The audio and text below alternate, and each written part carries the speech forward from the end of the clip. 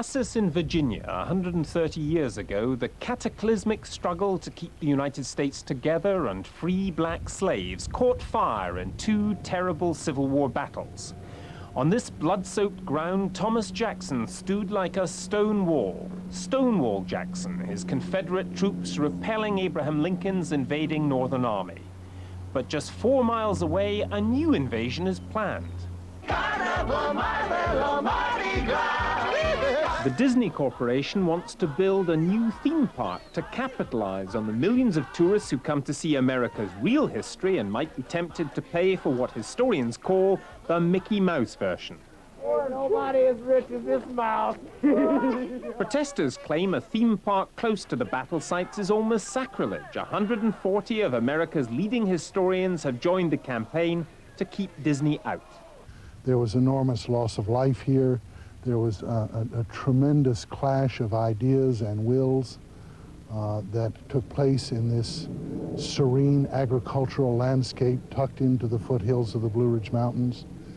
And in this quiet landscape, much of the character of our nation was formed just over a century ago. 600,000 Americans died during the Civil War. That's more than in World War I, World War II, Korea and Vietnam put together. And those who oppose Disney say that to build a theme park near here would be about as tasteless as to allow Mickey Mouse to take over the Battle of Bannockburn, the Battle of Hastings, the Somme or the D-Day beaches.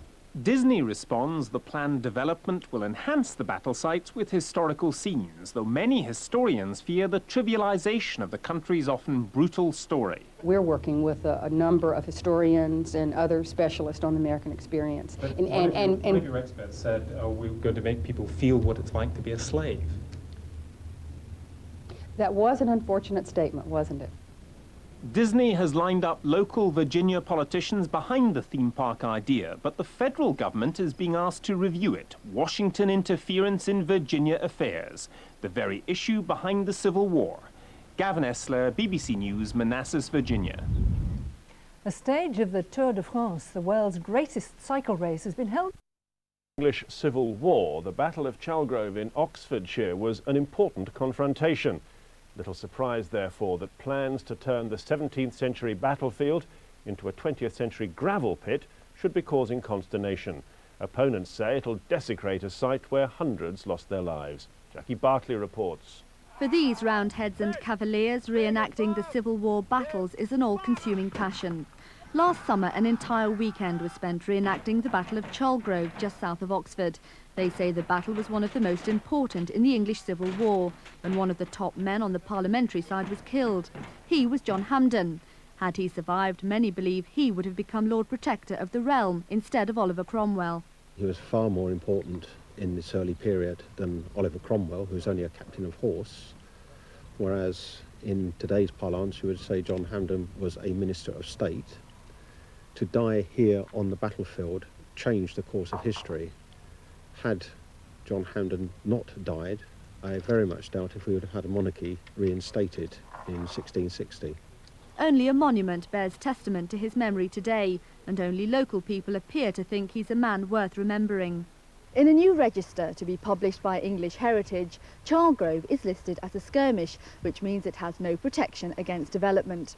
To be granted battlefield status, a battleground has to satisfy certain criteria. The battle must have involved at least 1,000 men. There should have been at least 100 casualties, and a famous leader should have been killed or captured. Chalgrove meets those requirements. There were 2,500 men on the royalist side, nearly as many on the parliamentary side. The other two criteria are met. And there is a further one that they've stated, that if a famous man was killed or wounded at the battle, then it would qualify. And of course, Chalgrove eminently qualifies in that respect.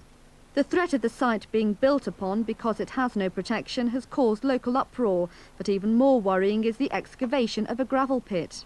This area has been under threat for development for some time. We fought off a gravel pit about a mile to the west of here, the other side of the airfield, and we hope that the extra added thing of a battlefield site would help protect this area as the site it was of a very famous battle. English Heritage has refused to say why the site has not been recognised in the new register. Meanwhile, local people say they plan to fight on. new dispute in Oxfordshire. Let's find out about the weather. It was just flow. Once we'd taken the tablets, we thought we were completely safe. The last thing that I thought it could be was malaria. I just didn't realise that it was a killer.